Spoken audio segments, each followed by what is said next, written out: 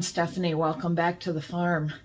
It's going to be a busy week this week. I got a lot going on. We've got the garden to work on. I've got, hopefully this time, a load of compost coming tomorrow that hopefully I'll be able to keep.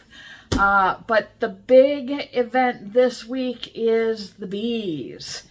My 2 nukes of bees are coming on Saturday. I'm getting picked up by my mentor at 5:30 in the morning to drive over and pick them up. So that's going to be an exciting day.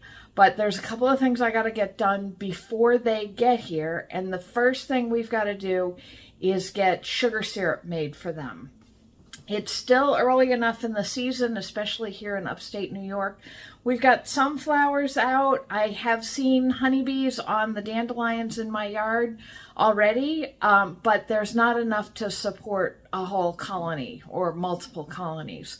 So for the first month or so, they get fed a sugar water mix that's 1-to-1 sugar to water. I picked up a couple of 10-pound bags of sugar at the big box store, and now I'm gonna heat up the water and melt the sugar, and they're all gonna go mostly into these pint jars, because I have a special kind of feeder that you put a lid with holes on it, and they go on top. There's 4 that go on the top of the hive, and then the bees can come up and take little sips of that sugar water and take it down to feed the colony. So today's plan, I've got about 16 pint jars, and I have this gallon jar. Theoretically, they're going to go through this pretty quickly, and especially since I have 2 hives, that's going to be 8 pints every time I fill. And theoretically, they're going to be going through all of that every 4 to 5 days, depending on how active, how healthy they are, and what resources they're finding. So I'll probably be doing this every week for the next month or so. But let's get this stuff going. All right, a pint to pound the world around. I've got 10 pounds worth of sugar. A gallon is 8 cups or 8 pints. So I'm going to need a little bit more than a gallon. Hopefully it's all going to fit in this jug.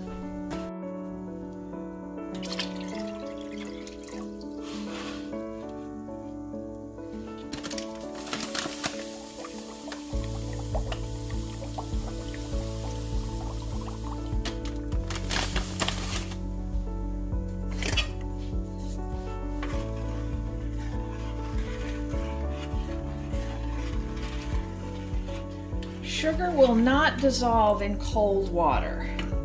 So I've got this on the stove. It doesn't need to come to a boil, but it needs to get warm enough to dissolve the sugar. So I've got it on medium temperature, and let's get the rest of this back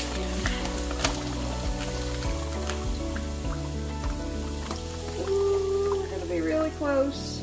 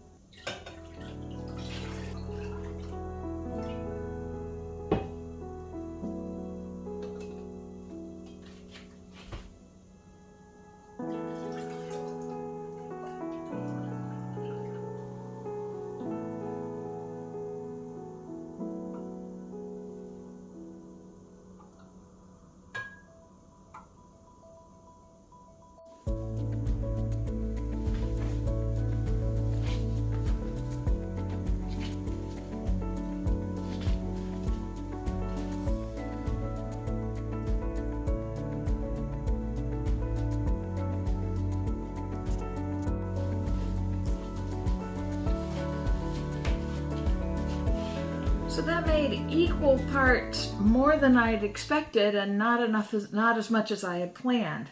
I'm really surprised because I thought each batch would fill up this 1 gallon jar and maybe 2 or 3 other jars.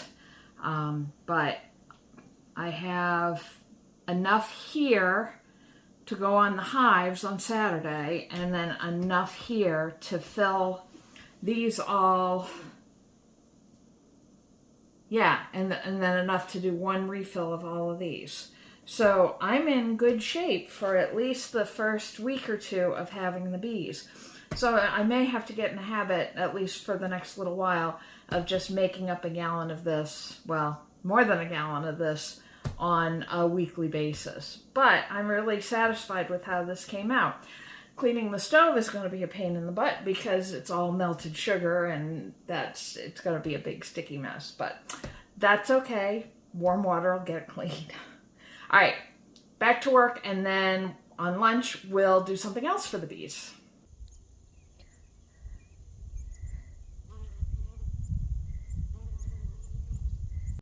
Bee job number 2 for the day.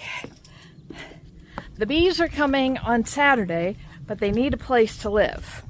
So you all may recall these beauties from the other day. I need to get those moved over to the upper pasture and propped up on blocks so that I can set the hives up on them. The cat has made a break for it again. Let me talk to you about Gimli for a minute. Gimli is not an outdoor cat. He has not been an outdoor cat the entire time I've had him, which I got him shortly after the fire. You want to come say hi? You want to come say hi? Hello. However, Gimli thinks he should be an outdoor cat, which has been fine. He comes out on the porch and checks things out and then immediately goes back inside. Except on Friday, this little jerk made a break for it when I didn't realize it, when I took my suitcase out to the car in the afternoon to get ready to leave for the conference. And because I didn't know he was outside, I wasn't there to let him back inside. And it wasn't until I was getting ready to leave that I realized I hadn't seen him in a little while. It took about an hour to figure out what had happened and to come out and try and find him, because I was thinking he was hiding under a bed somewhere, taking a nap in the basement. He's got a dozen places in the house he likes to hide out. So finally, after about an hour, I came outside and started looking around for him, and sure enough, he had crawled under the porch, and the porch goes the entire width of the house, up against the wall, crying pathetically because he's too scared and he can't figure out how to get out and how to get back inside. So I'm down on the ground with treats and tuna fish trying to get him out, and it took probably another 20 minutes before he was brave enough to come and try and get his treats. In which case I promptly scooped him up and took him back inside. So I have got a window, a cat door that's going to fit in that window. So the 2 of them can come and go as they please once they get comfortable with the outside. But after Friday's debacle, I'm not sure I'm ready to put that in the window for him just yet. But, so, don't expect to see this guy in the garden anytime soon. Come on.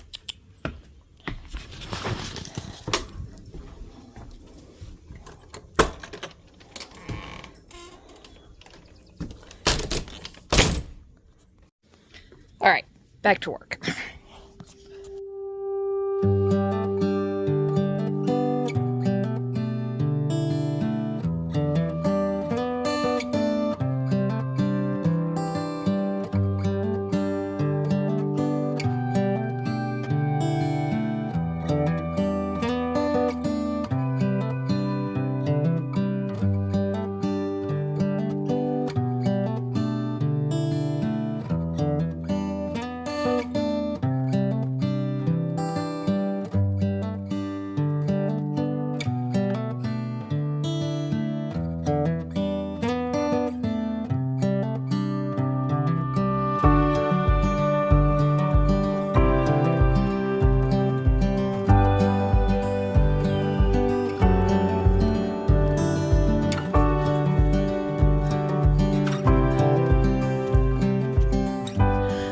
That probably would have been easier to do if I had used the wagon. But I don't have bungee straps or ratchet straps at the moment, so it just was quicker and less complicated to just bring them up by hand. I was going to, let's take a look. I was going to put bricks under the corners, and I might yet still do that. But right now, they look not perfectly level, but relatively level. The bees aren't going to care if they're perfectly level. But, so I may just let them sit here for a day or two and see how it looks when I bring all the gear out. I don't know if you can see the trees that I found the other day has a couple of friends that have flowered too. So that's really pretty to look out on. There's another one here. I'm really hoping they're not Bradford pear, but the flowers are too high up. I can't get a good sniff of them. Although, that one right there looks pretty low. Let's go over and take a look. Definitely can't reach that one. But there's a different one over here. Let's see if we can figure out what that one is.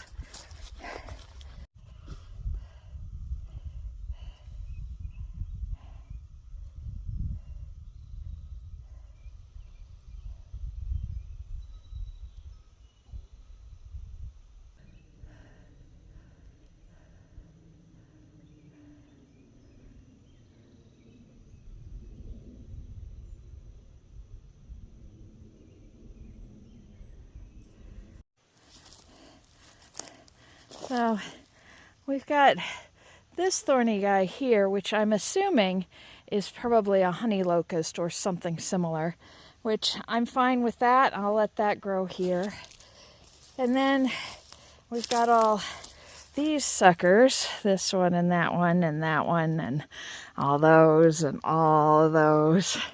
Those are all the multiflora roses that I've talked about.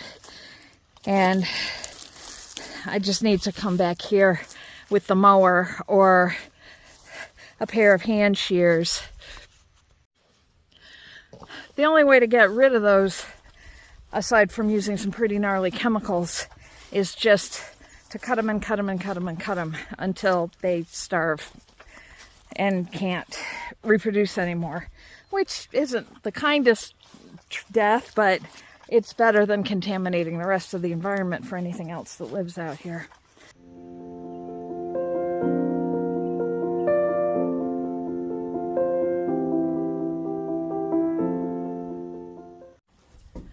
All right, it is garden time. Now, this is such a big job that if I don't mentally break it down into pieces, I'm going to feel so incredibly overwhelmed that nothing's going to get done. So, I am setting my timer for an hour, and I am focusing on one part at a time. It's way past time to have lettuce in, so I am going to focus on the lettuce bed and the spinach bed.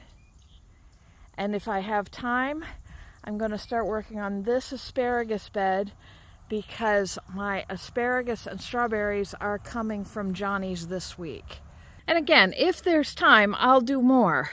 But for right now, if I just keep it small, stay focused on getting one piece done at a time, probably I'll do all of the beds first, and then I'll do the central area, just because that is a big job. And doing the rest, I'll have a better sense of where I need to put that dirt. All right, enough talking. Let's get some shovels in the ground.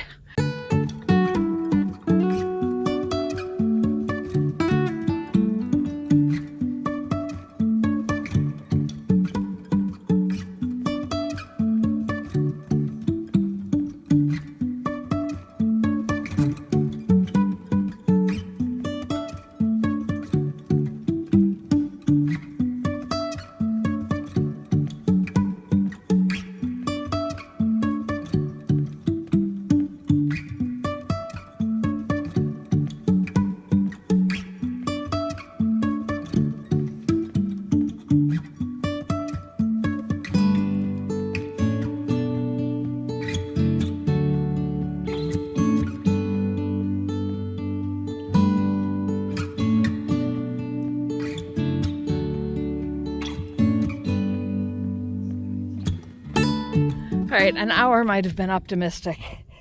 This is heavy, heavy, heavy soil. In fact, let me show you something.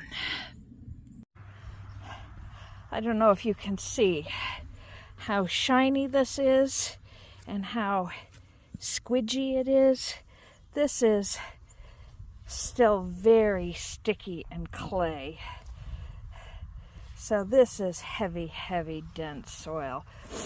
So it's going to take a lot of remediation to make it useful. Now, to be fair, I've got the bed up about where I want it. And now if the compost that comes tomorrow is good quality, I'll level this all out, put that compost on top of it, and that's going to start doing wonders, because the worms and the bugs will start coming up and bringing that compost down into this, and over time this will get built up as better soil. But again, that's not the job of the first day or even necessarily the first year. Pardon me. Whew. So I will build up strength over time, but I'm also gonna play it smart and take my time doing this. I don't think I'm going to try and do another bed today because my breathing is labored and my back hurts, and like I said, I don't want to overdo it day one, but we'll build it up over time and get to a point where this is all done. I have been remembering back when I was in college, I went to stay with my dad one summer, and he had a huge garden dug up in his backyard and brought in piles and piles of topsoil or garden soil. I'm not sure which. I know it wasn't compost. And he had farmer friends who did all that hard labor for him. And I just remember looking at these mounds and mounds of this garden and thinking, you're in your late 50s, early 60s. Now, it must have been mid to late 50s. So basically my age now. And I was in my mid 20s thinking, how are you going to manage all this? That's too much for you. Sorry, Dad. Although I was right. Oh, all right. But, all right, I'm going to pace myself and be good to myself, and wish I had teenage children here who I could make do all this work. But I've got that path tamped down really well now. This would be a lot easier if I hadn't gone through, walking through, putting all those stakes in, because the places where I walked before are where I'm having a hard time digging. Again, just because it's clay soil and it's just sticking to itself. But we're going to fix that. It's all going to be fine. All right. Well, with that new strategy in mind, I need to go grocery shopping because I didn't get any work done this weekend because I wasn't here. But we'll come back out and do this and some other chores tomorrow. So I will see you tomorrow.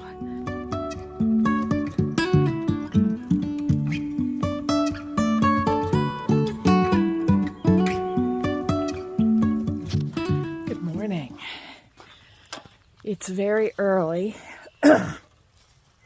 like not even 7 o'clock yet, but I've decided if I can only work in small batches, then I just need to do it more often.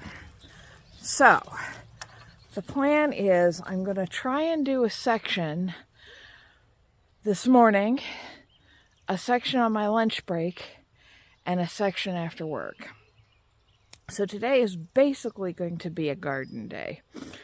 The one exciting thing that's happening today is my my second attempt at compost is coming this evening. So we are going to cross our fingers that it's good enough quality that I can keep, and then I'll be able to start putting it on these beds. The other thing that's coming is a big garden rake. That's almost as wide as the beds themselves, and that's going to be great for leveling these out and putting the compost and spreading the compost. All right, so let's get to digging.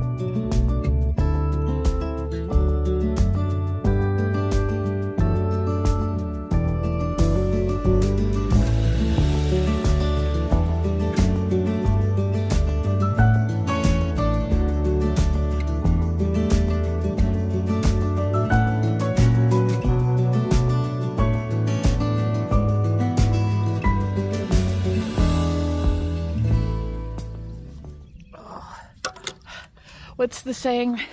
Man plans and God laughs. There's a thunderstorm coming in, so I'm gonna get out. But on the bright side, I did get that section done, and I don't feel too bad. I certainly don't feel like I'm gonna die like I did last night.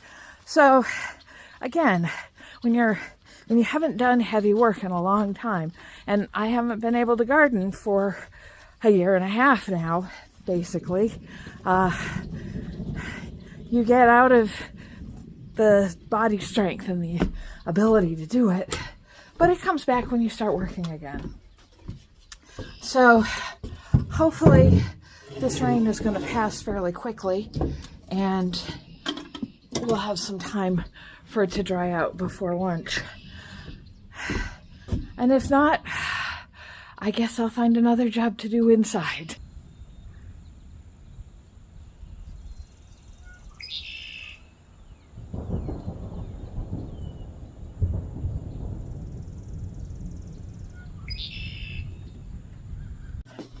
I have been saving eggshells for the last 4 or 5 months, and I realized today that the volume is getting kind of high and it's taking up space that I need. So I am gonna get these baked today. What you do is you spread them out on a cookie sheet and bake them at 200 for 20 minutes, half an hour, just until they're all dry and crispy.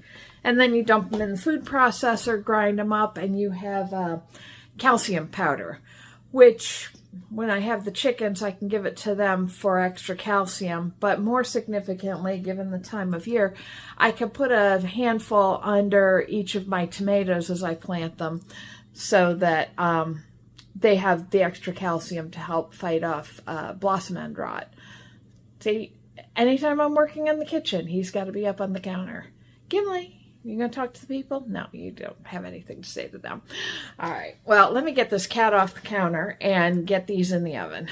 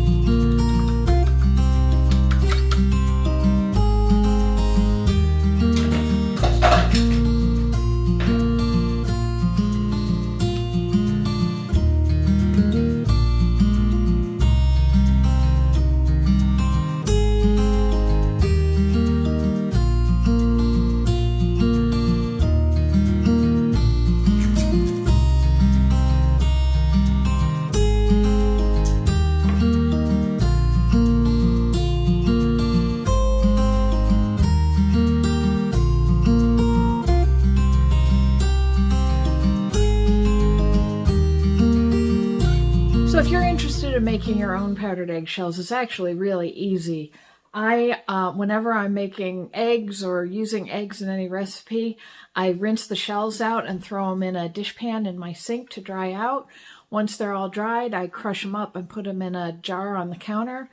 When that jar gets full, I put it in a Ziploc bag. Once I fill that twice, I'll bake them and grind them up, and then I have the ground eggshells for whatever I need them for, whether it's the chickens or the tomatoes or whatever use you might have for them. In the meantime, that's finished that up, so now I can start my next batch collecting.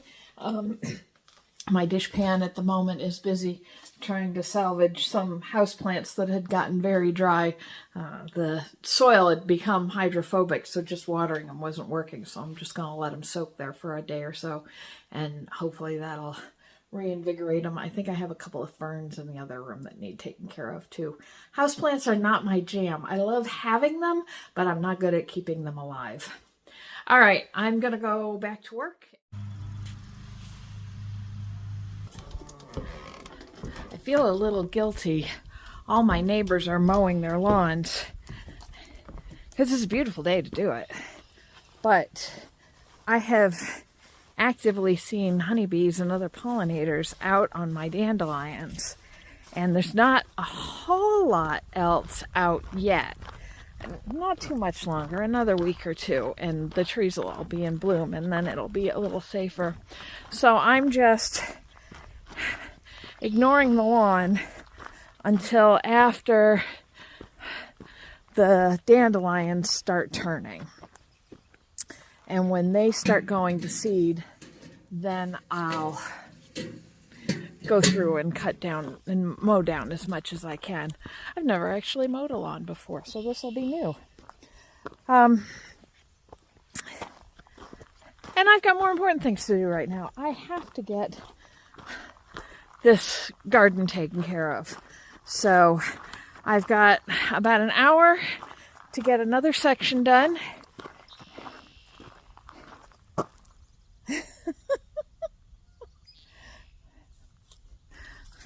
I just got a citation from Imperial Human Resources. I am in violation number 212.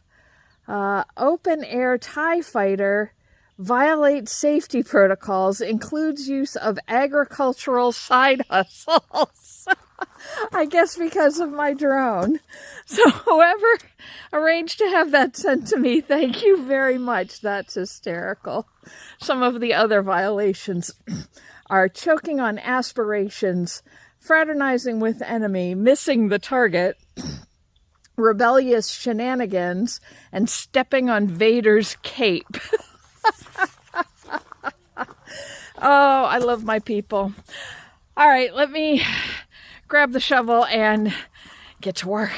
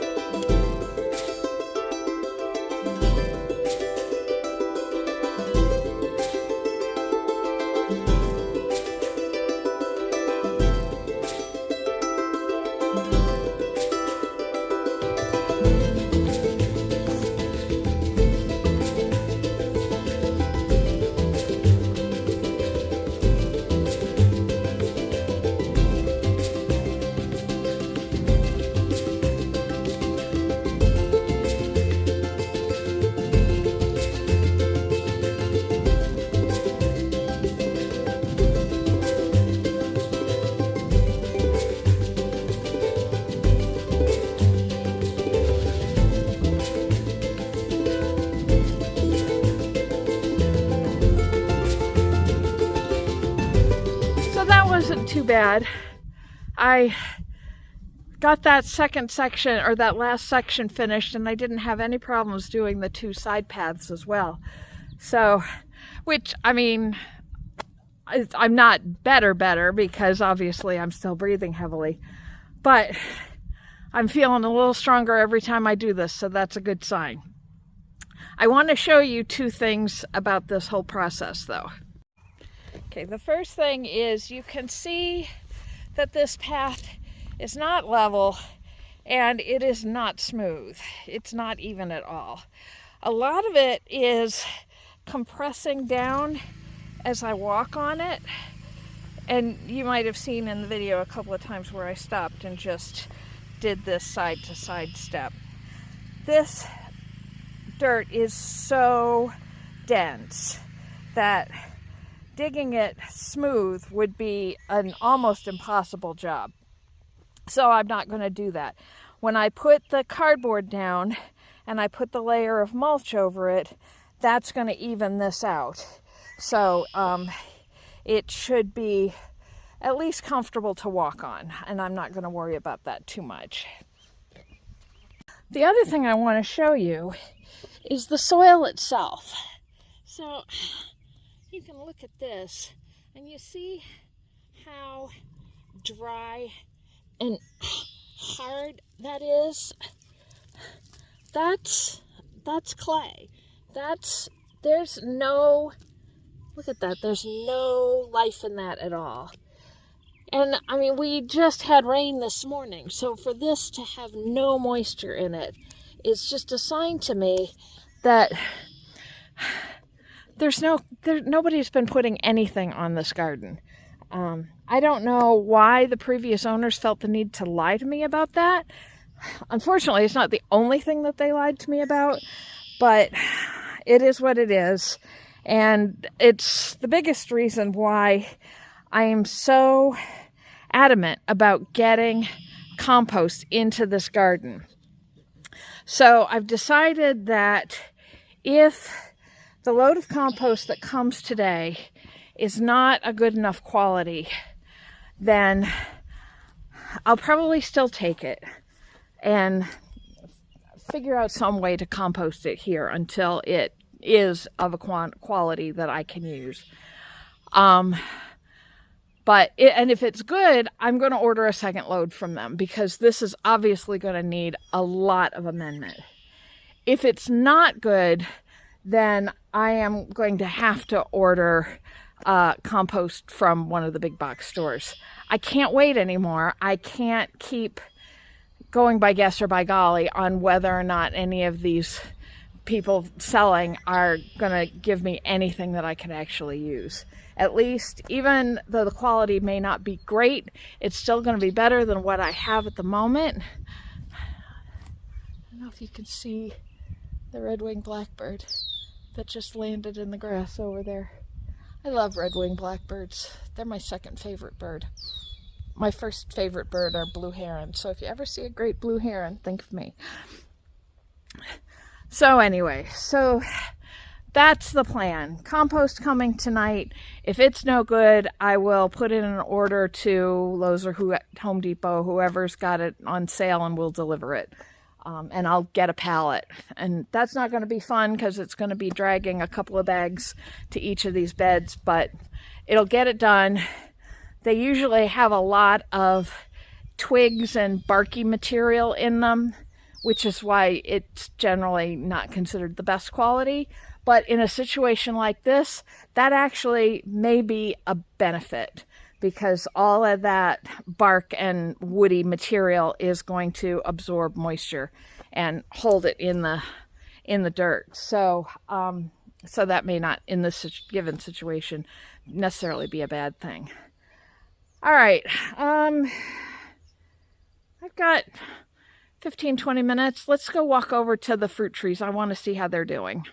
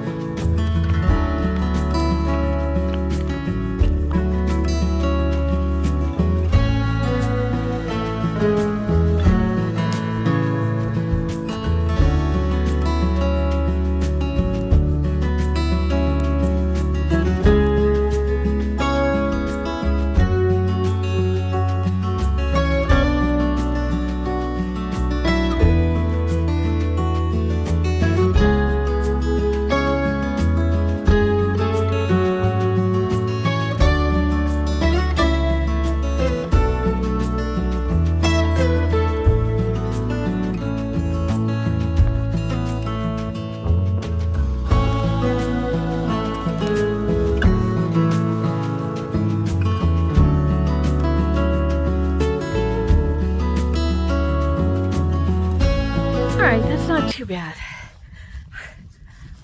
At least the deer haven't gotten to them. That was my biggest concern, that I was going to get over here and find all the buds nibbled off. But I guess they're leaving those well enough alone for now. Oh, we got more flowers over here. Let's see if I can reach these to get a picture to do some identification. After the compost comes this evening, again, if it's good enough quality, or maybe even if it's not and I keep it, I'll bring a load of that over to finish mulching these, and a couple of buckets to get some water in up from the pond and give them another good watering. All right. So here's another one of those flowering trees, and I'm not sure what it is. Is it maybe some kind of a cherry? It's really pretty.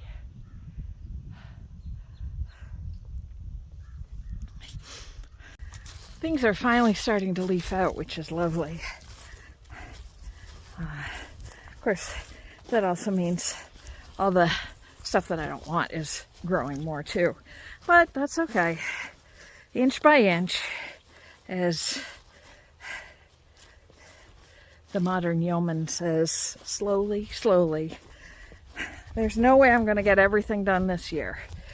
But the stuff that I've decided is most important is well underway. The bees, the chickens, the garden, the orchard. And if I do nothing else beyond those 4 things, I will still have achieved the goals that I have for myself as a homesteader, which is being able to bring in as much food as I can for myself from my own land. Not everything. It's never going to be everything. There's stuff I'm rubbish at growing. There's stuff I can't grow. I gotta have a pineapple once in a while. I love baking. I'm never gonna grow flour. That's just, I mean, I could turn all of this up, but that's not what I want for this land. I don't want it to just be agriculture. I want it to be polyculture. I want it to have multiple environments, so depending on what mood I'm in, I can go and spend time in that sort of nature. Now, some nature I could do without. Those are all thistles. And I've been trying to take them out of the lawn and the various areas, but it looks like they've gotten into some of the wilder spaces too. And I have to decide whether I want to get rid of them from there or not.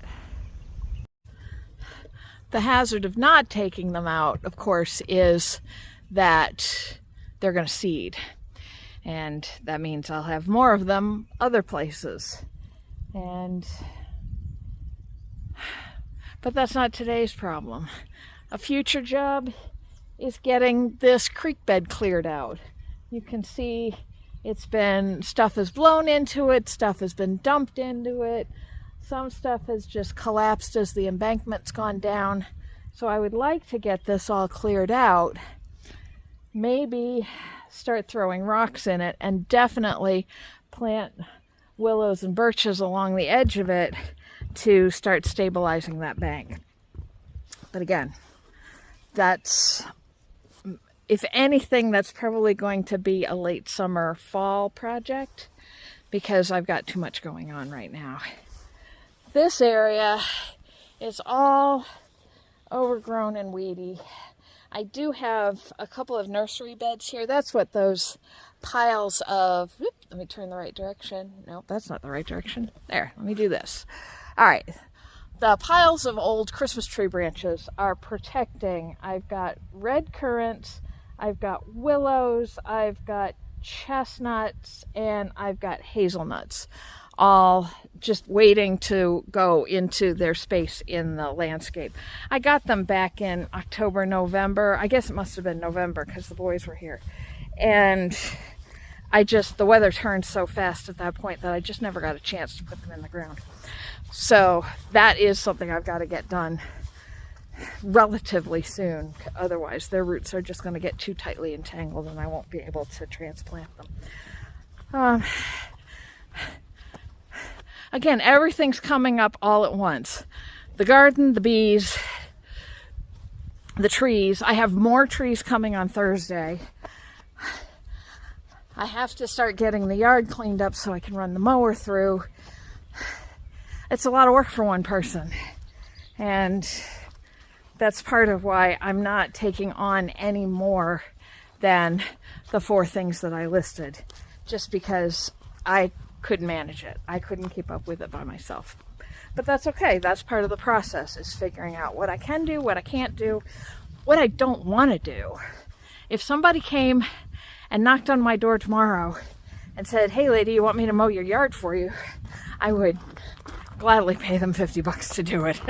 Well, no, because I want to leave the dandelions alone. But, you know what I mean. All right. It's 12:30. I got to get back to work. I supposedly have a meeting at 1. We'll go out and do the asparagus bed after and wait for the compost to come.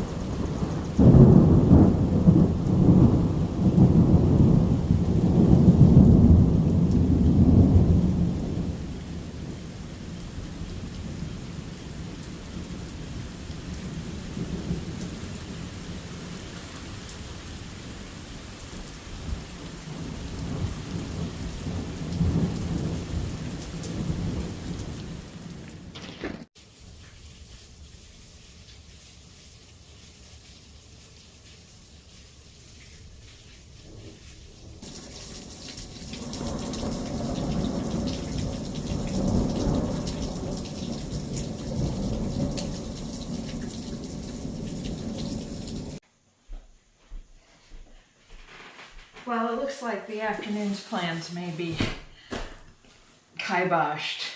The paths are just sopping wet from that thunderstorm, so I think I'm not going to be able to do any more digging this afternoon. I'm waiting to hear from the compost guy to see if he's still going to come. The storm seems to have passed, so hopefully he'll still be able to come, but we'll play that by ear. But in the meantime, I got a package that I was both expecting and not expecting. I knew this was going to ship this week, but I didn't expect to have it already on Tuesday. This is from Johnny Seeds, which is one of my favorite seed suppliers. I'm adding Fedco to that list because I really like them, and MI Gardener has good stuff as well, and a couple of small companies that I really like. But when I need bulk stuff, I tend to go to Johnny's.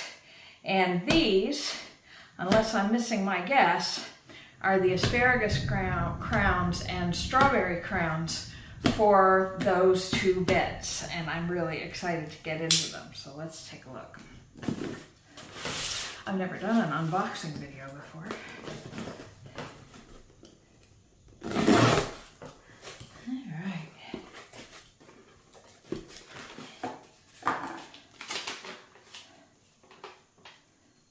Good, I'm glad I didn't get that. Oh, only 25, okay.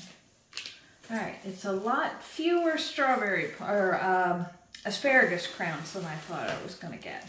All right, so these are the Honeoye strawberry plants. And these are Sparkle. So these I think are the Juneberry, and these are the Everbearing. So the difference between Junebearing and Everbearing, Junebearing produces their strawberries all at once, usually mid-June, depending on where you're at. Hi, Gimli. Everbearing, they start producing about that time, but they'll continue off and on for a month or so. And they just kind of all come when they're going to come without the consistency of the June bearing. So I wanted to have some of each. And in here, ooh, oh my goodness. So these are the asparagus crowns. Ooh. And this is why I wanted to get those beds done as quickly as possible, because these are bare roots. And you can see there's the little crown here, and then all of these come down like tentacles. Cat, don't play with the asparagus roots. And so you plant these in kind of a mound and spread all of the roots out. Pardon me. Oh. And spread the roots all out so that this is sticking just up above the soil and the roots are all down in. Now, because they're bare root, I need to get them in the ground as quickly as possible. So I hope I can get out and do those beds yet today. I thought I saw a little brochure in here. Maybe I'm not. Oh, there it is. Okay, and this is from Johnny's. It has the growing instructions for both the asparagus and for the strawberries. Let's see, what does it say?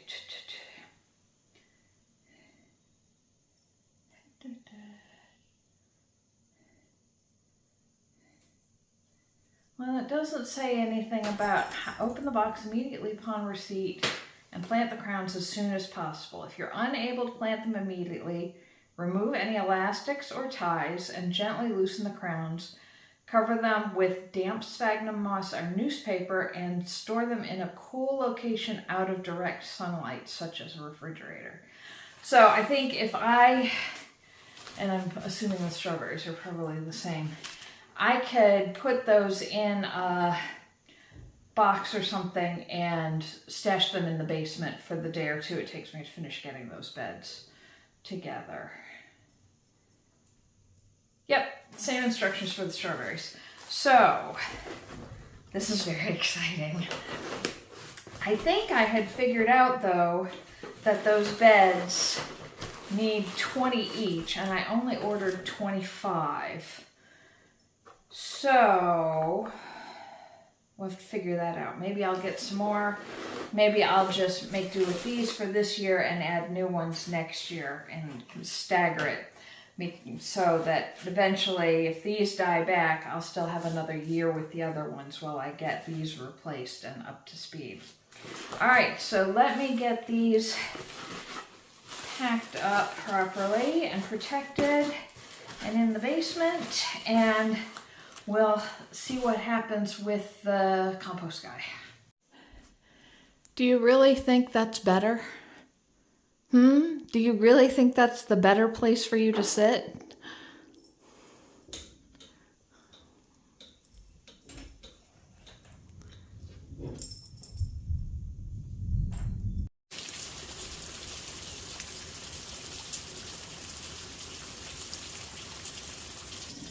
Sure enough, I got the call, and we're gonna have to reschedule the compost delivery. Even before it started raining again, he had messaged me that the manure was going to be too heavy to load. So we're going to, for certain, reschedule until Saturday. He said he might be able to fit it in on Thursday, but he'll let me know. So in the meantime, we're going to wrap this up. Thank you very much for coming along, and I hope you'll come back next time to see what we get up to next. Take care, everybody. Bye-bye.